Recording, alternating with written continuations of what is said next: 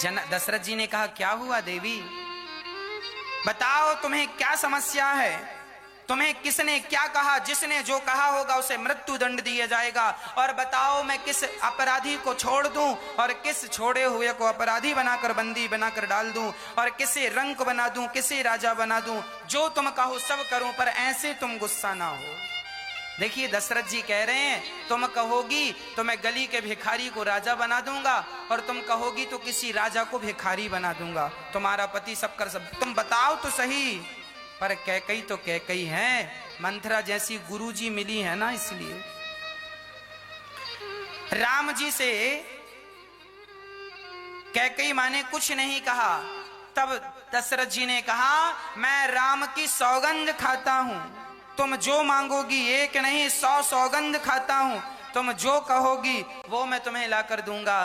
तब कैकई थोड़ा मुस्कुराती हुई उठी और बोली, राम जी ने कहा ना कि रघुकुल रीत सदा चली आई, प्राण जाए पर वचन न जाई, तुम वरदान मांग लो, जो मांगना चाहती हो। कैकई बोली, मैं कुछ मांगना चाहती हूँ, दोगे? हाँ हाँ, हमारा तो जन्म ही ऐसे कुल में हुआ है कि प्राण चले जाएं पर वचन ना जाए, मांगो क्या चाहती हो।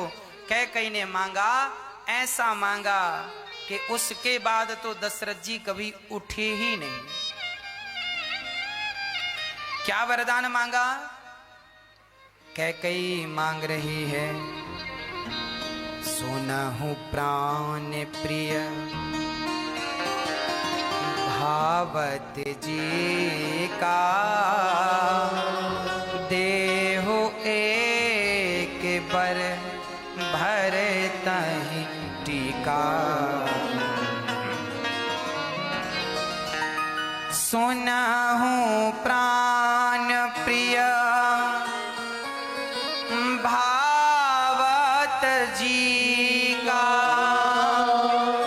देहो एक बर भर तहि टीका, मांगऊ दूसर बर कर जोरे, पूरे वहु नाथ मनोरथ मोरी।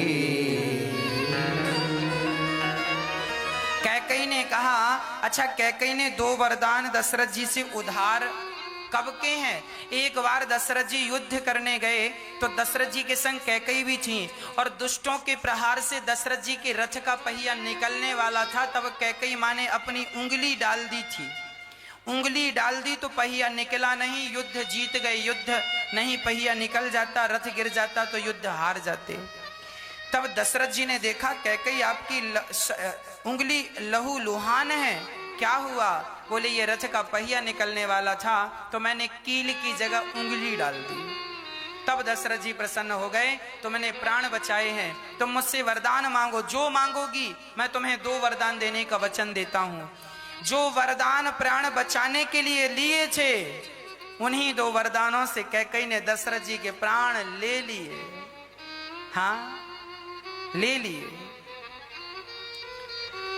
कैकई ने दूसरा पहला वरदान मांगा, राम सुनो, हमारे बेटे भरत को हमारे बेटे भरत को आप अयोध्या का राजा बनाइए, सा सम्मान राजा बनाइए, और पगड़ी हमारे पुत्र के सिर पर पहनाइए। और राम को तापस वेश विशेष उदासी, 14 वर्ष राम वनवास, 14 साल के लिए राम को वनवास भेज दो।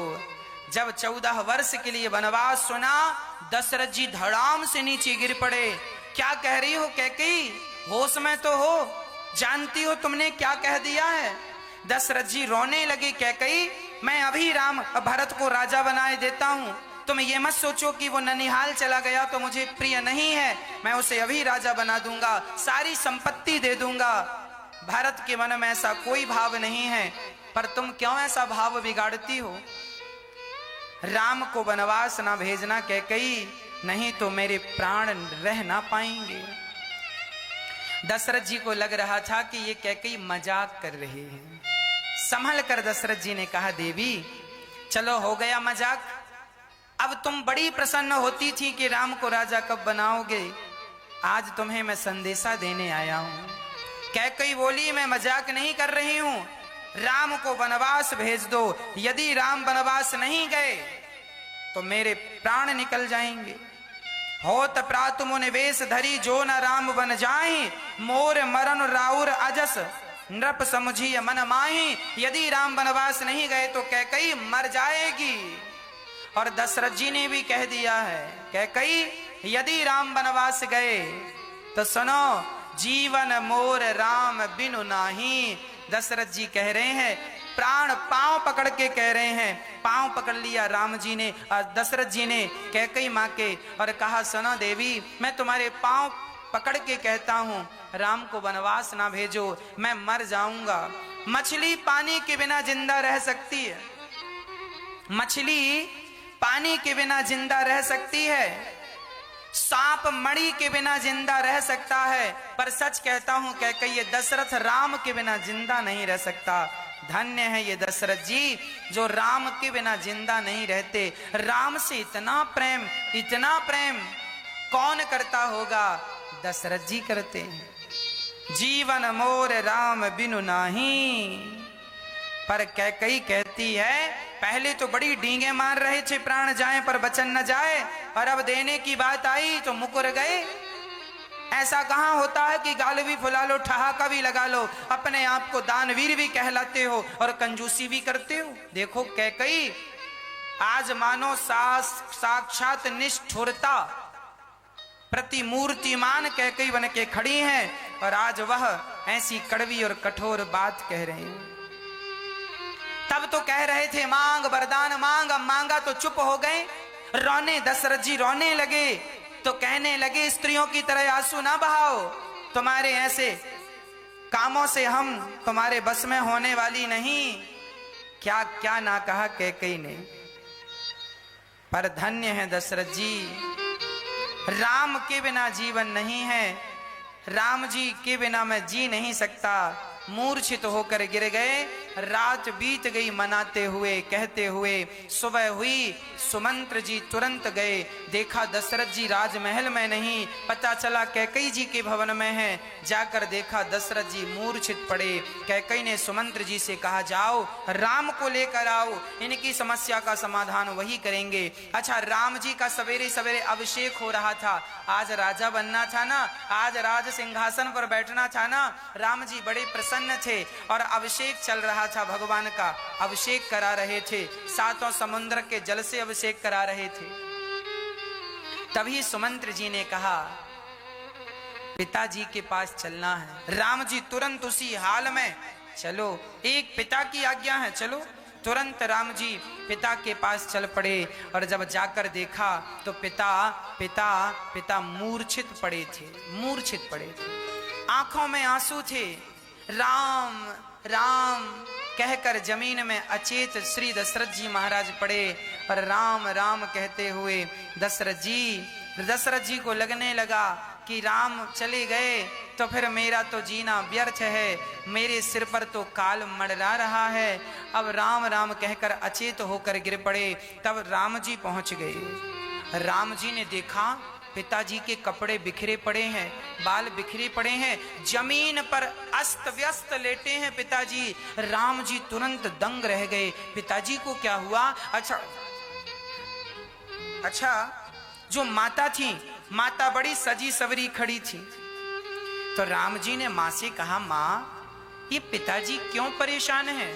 पिताजी के दुख का कारण क्या है? वो तो कुछ बोल नहीं पा रहे हैं। माँ आप ही बताओ ये कैसे दुखी हैं और इनके दुख का समाधान क्या है? तब कैकई ने निष्ठुरता से कह दिया कि राम कोई बहुत बड़ी बात नहीं है। देन कहीं कीन मोही दुई वरदाना, मांग्यूं जो कछु मोही सुहाना। इन्होंने मुझे 2 वरदान देने को कहा था और मैंने 2 वरदान मांग लिया, जो मुझे अच्छा लगा मैंने मांग लिया। माँ आपने क्या मांगा है? बेटा राम मैंने मांगा है कि राम को वनवास 14 साल, तुम वनवास जाओ 14 साल के लिए और भरत को राजा बनाया जाए। राम जी से कैकेयी ये सब कहती जा रही हैं और राम जी मुस्कुराते हुए माँ की आज्ञा सुन रहे हैं। और राम जी ने जब सुना सारी बातें, तब राम जी ने दशरथ जी को उठाकर अपनी गोद में सिर रख के कहा, सिर पे हाथ रखते हुए, पिताजी इतनी सी छोटी सी बात के लिए आप इतने परेशान हो रहे हैं? अरे माँ ने, आपने मुझे 14 साल के लिए वनवास भेजा है, तो इसमें आप परेशान ना होइए। आपका बेटा आपकी आज्ञा का पालन जरूर करेगा। यहां राम जी ने क्या बढ़िया बात कही। राम जी ने कहा कि सुनो जननी सोई सुत बड़ भागी, जो पितु मात बचन अनुरागी। वही बेटा धन्य है जो अपनी माता और पिता की आज्ञा का पालन करता। राम जी कह रहे हैं वही बेटा धन्य है जो अपनी माता और अपने पिता की आज्ञा का पालन करता है। पिताजी आप चिंता ना कीजिए, 14 साल के लिए तो क्या, आपने जन्म जन्म के लिए मुझे जीवन भर के लिए भेजा होता तो मैं चला गया होता। इस छोटी सी बात के लिए। अच्छा, कैकेयी बड़ी प्रसन्न हो गई। कैकेयी को लग रहा था कहीं मामला बिगड़ ना जाए, पर राम जी की सरलता सहजता देख के, अरे राम, हमें तुमसे यही अपेक्षा थी, यही उम्मीद थी कि तुम अपने पिता और अपनी माँ की बात कभी काटोगे नहीं। हाँ माँ, मैं आपकी बात कैसे काटता। धन्य होते हैं वो बेटे जिन्हें अपने माँ बाप की सेवा करने का अवसर मिलता है। अभागी हैं वो जो अपने माँ बाप की सेवा नहीं कर पाते। इसीलिए जिनके माता पिता हैं, मैं प्रार्थना करता हूँ अपने माँ की बहुत सेवा कीजिए, अपने पिता की बहुत सेवा कीजिए। माँ की आंखों में कभी आंसू मत आने दीजिए। माँ तो ममता की प्रतिमूर्ति है, माँ की आंखों में कभी आंसू ना आए, इसका ख्याल हर बेटे को रखना चाहिए। धन्य है राम की भगवान होकर भी उन्होंने अपनी माँ की आज्ञा का उल्लंघन नहीं किया। जब भगवान अपनी माँ की आज्ञा का उल्लंघन नहीं करते तो हम कौन होते हैं अपनी माँ की आज्ञा का उल्लंघन करने वाले। इसीलिए हर बेटे से मेरी प्रार्थना हाथ जोड़कर है, आप अपनी माँ की इतनी सेवा करें, इतनी प्रसन्नता दें कि उन माँ को खुशी के आंसू आंखों से निकल आए और राम राम से आशीर्वाद निकले कि मेरे बेटे जैसा भगवान सबको बेटा देना, मेरे बेटे जैसा भगवान सबको बेटा देना। भक्तों, जब बहुत सारे बच्चे अपनी माँ को घर से निकाल देते हैं ना, तब वो माताएं यहाँ गौरी गोपाल वृद्धाश्रम में आती हैं और उन माँओं की सेवा करने की जिम्मेदारी हमारी बन जाती है। इसीलिए हम आपसे प्रार्थना करते हैं, यहाँ गौरी गोपाल वृद्धाश्रम वृंदावन में है। गौरी गोपाल वृद्धाश्रम में ये दास अनिरुद्ध लगभग 160-65 माताएं हैं। 160 माताएं, 165 माताएं गौरी गोपाल वृद्धाश्रम में प्रेम पूर्वक रह रही हैं और इन सभी माताओं को यहाँ बड़ी श्रद्धा, बड़ी प्रेम से रखा जाता है। आपसे केवल इतनी प्रार्थना है कि इन रोती हुई माओं का आप ही दर्द नहीं समझेंगे तो दर्द कौन समझेगा। आप ही पीड़ा नहीं समझेंगे तो इनकी पीड़ा भला कौन समझेगा। इसीलिए इन माओं के लिए एक ये गौरी गोपाल वृद्धाश्रम पूरा पैक हो गया है माताओं से। एक बड़ा आश्रम बनाने की जरूरत है जहां पर 1000 माताएं एक साथ रह सकें। इनके लिए आप एक कमरे का छत की सेवा कर सकते हैं। एक कमरा बनाकर इन माओं को भेंट। उसी क्षण भगवान राम पिताजी से आज्ञा लेकर मां कौशल्या से आज्ञा लेते हैं, मां मुझे आज्ञा दो। कौशल्या मां को लगा कि हो सकता है मेरे राम आज राजा बनेंगे ना तो आज्ञा लेने आए। हाँ बेटा जाओ, तुम राजा बनो और खूब प्रजा का पालन करो। राम जी ने कहा मां मैं राजा बनूंगा नहीं, मैं राजा बन गया। अच्छा कैसे राजा बन गए, कहाँ के राजा बन गए? बोले पिता दीन मोहि कानन राजू, पिता ने मुझे जंगल का राजा बना दिया।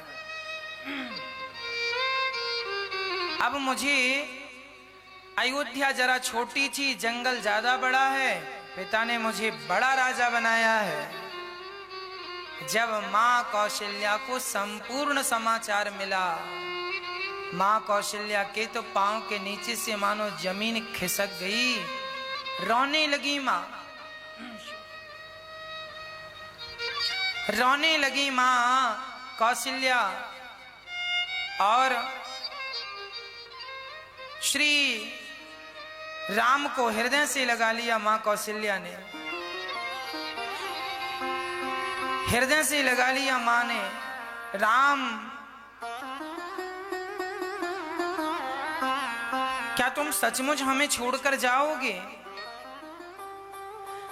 अच्छा, कैकेयी माँ ने कह दिया राम वनवास जाओ। कौशल्या माँ ने एक बार भी नहीं कहा कि राम तुम वनवास। कौशल्या भी तो कह सकती है मेरा बेटा है, क्यों जाए वनवास। चाहती तो माँ कौशल्या विरोध कर सकती थी। जानते हो क्यों नहीं किया? माँ कौशल्या इतनी महान माता हैं, वो कहती हैं कि यदि मैंने ये कह दिया कि वनवास मत जाओ, तो पति की आज्ञा है कि वनवास जाओ, और मैं पति की आज्ञा के विरुद्ध जाऊंगी तो मेरा पातिव्रत धर्म नष्ट हो जाएगा। कैसी पतिव्रता नारी थी माँ कौशल्या। अपने पुत्र को विदा कर दिया वनवास के लिए, एक बार भी रोका नहीं। क्यों?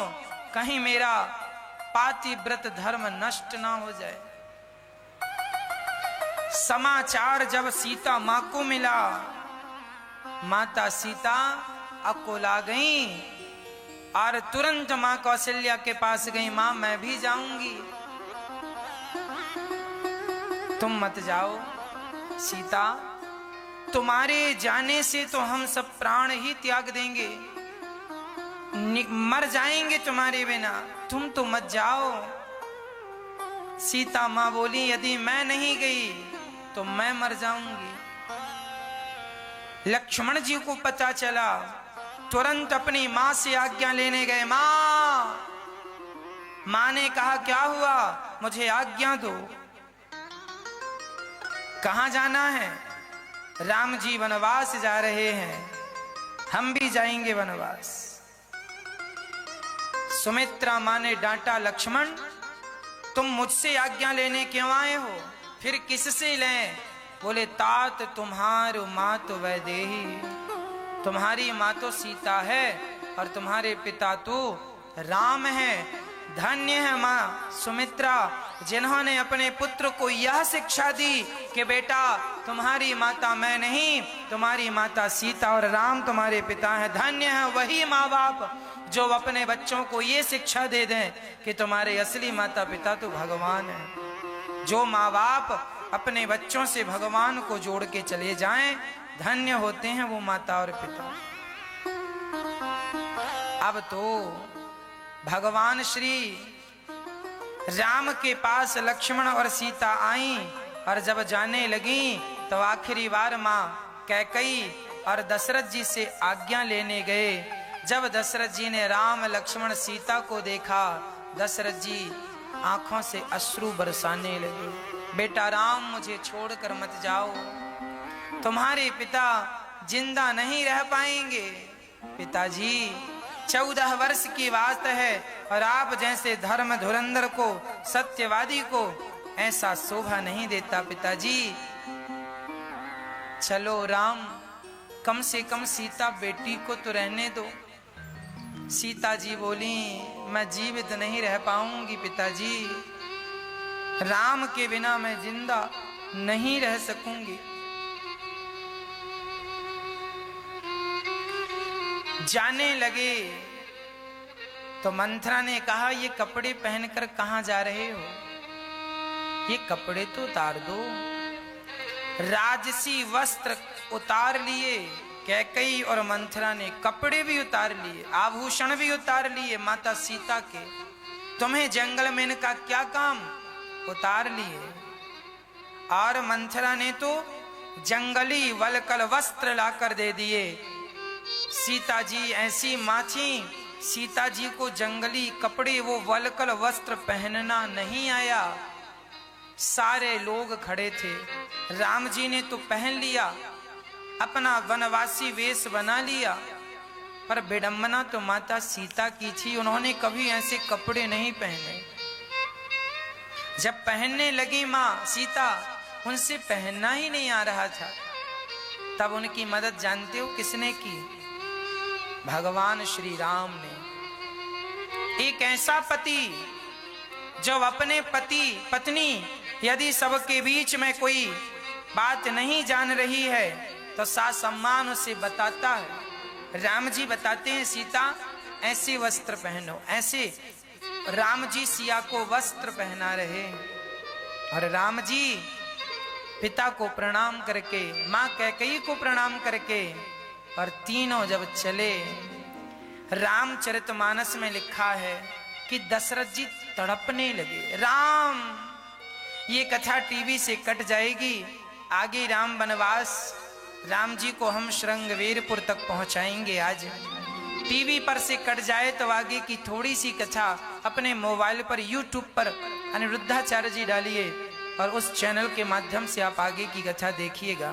हाँ, चैनल अनिरुद्धाचार्य के नाम से है, लाल बटन होगी नीचे, जरूर सब्सक्राइब कीजिएगा। और जब राम जी चले तो तीनों, राम लक्ष्मण सीता तीनों कौशल्या मां को प्रणाम करने गए। मां ने जब सिया को देखा, सिया को देखते ही मां कौशल्या मानो प्राण निकल जाएंगे, ऐसी स्थिति उत्पन्न हो गई। सिया, तुम तो ऐसे ना जाओ, ऐसा रूप तुम्हारा तो हमें अच्छा नहीं लग रहा है। सारी नगरी में हल्ला हो गया, सारी नगरी में कैकेयी मां की लोग आलोचना करने लगे। क्या ठाना इसने मन में कि राम जी को वनवास भेज दिया।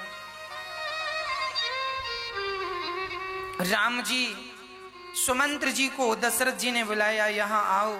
सुमंत्र जी, जाओ रथ तैयार करो और रथ पर राम सीता लक्ष्मण को 4-7 दिन घुमाना, 14 दिन घुमाना वनवास, और जल्दी से वापस लेकर आना।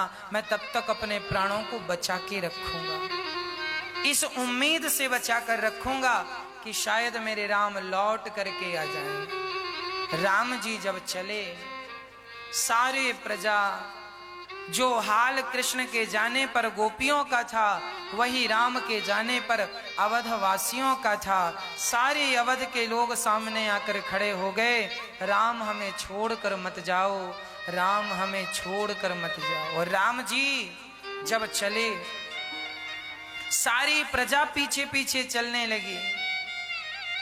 राम जी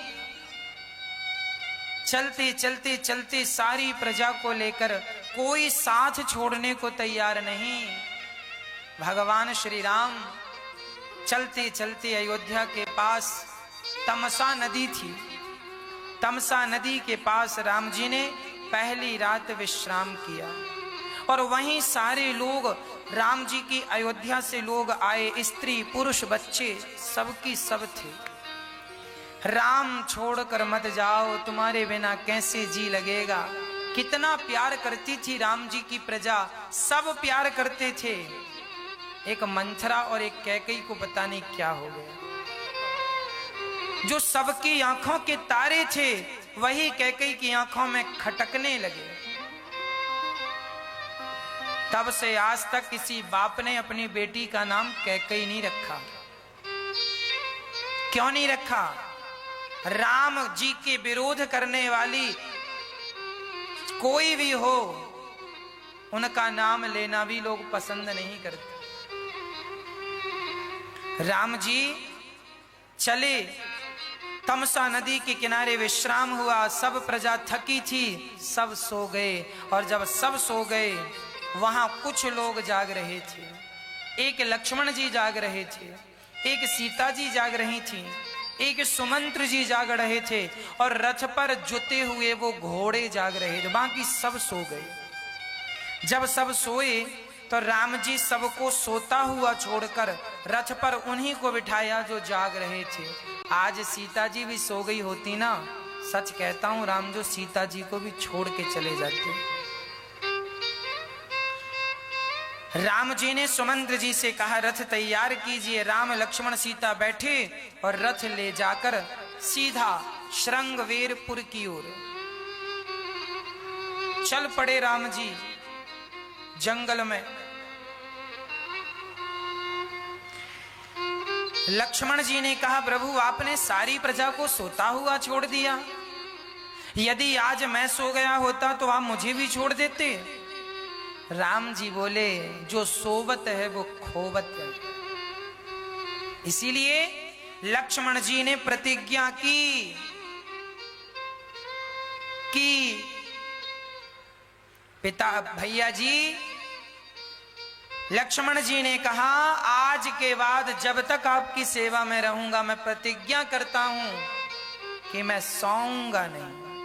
और तब से लेके लक्ष्मण जी 14 साल तक सोए नहीं, इस डर से नहीं सोए कि कहीं मैं सो गया तो राम जी मुझे छोड़कर न चले जाए। धन्य है ऐसी भक्ति और धन्य है ऐसा प्रेम। प्रिय भक्तों, राम जी श्रृंगवेरपुर पहुंचे, जहां भगवान का स्वागत निषाद राज ने किया। निषाद ने भगवान का स्वागत किया और भगवान को कंद मूल फल खिलाए। भगवान से कहा चलो हमारे गांव में कुछ दिन रह लो। राम जी बोले पिता की आज्ञा है, मैं गांव में नहीं रहूंगा। जंगल में वहीं एक वट वृक्ष था, उसके नीचे घास का बिछौना बिछाए और घास के बिछौनों में रघुनाथ जी सोने लगे। है ना? लक्ष्मण जी पहरा दे रहे हैं रात्रि को। सारे निषाद राज के यहाँ सब लोग दर्शन करने राम जी का आए और राम जी का दर्शन करके राम जी आज घास के बिछौनों पर सो रहे हैं कि प्रणय अपने पिता का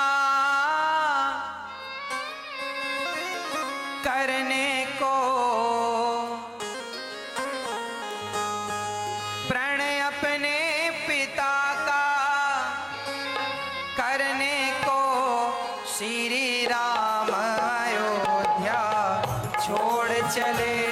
श्री राम अयोध्या छोड़ चले। प्रणय अपने पिता का करने को, प्रणय अपने पिता करने को श्री राम अयोध्या छोड़ चले। श्री राम अयोध्या छोड़ चले।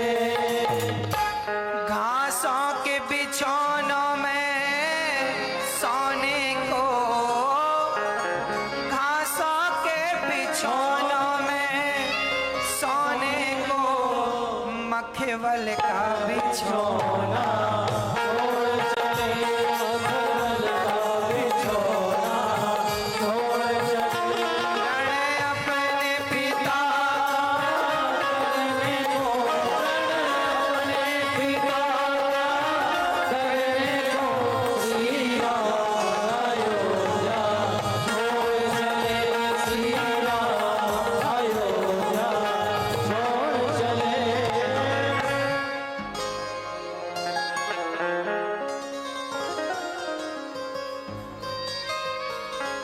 राम जी श्रृंगवेरपुर में एक सुंदर से वृक्ष की छांव में विश्राम कर रहे हैं। उसके बाद राम जी का केवट से नाव मांगना, इस प्रसंग को विस्तार से कल हम आपको सुनाएंगे। YouTube पर जो लोग चैनल के द्वारा कथा सुन रहे हैं, YouTube के द्वारा, आप औरों को ये कथा जरूर पहुंचाएं और आप जरूर कथाओं से जुड़े रहें। नित्य की तरह, आज की तरह आगे भी जुड़े रहें। राम जी तुरंत आगे केवट ने राम जी को पार लगाया। संतों का दर्शन करते हुए राम जी चित्रकूट पहुंचे हैं। भगवान के लिए कुटिया देवताओं ने बनाई और चित्रकूट में सुंदर सी कुटिया में राम जी विश्राम कर रहे हैं। अब राम जी विश्राम कर रहे हैं, सिया जी विश्राम कर रही हैं और लक्ष्मण जी राम जी का पावन चिंतन कर रहे हैं। आगे की कथा कल सुनेंगे 2:30 से 6। यूट्यूब पर जो आप सुन रहे हैं आप सुनते रहें। 2:30 से 6 साधना चैनल पर भी आप सुने। आइए पावन सा दर्शन करते हैं।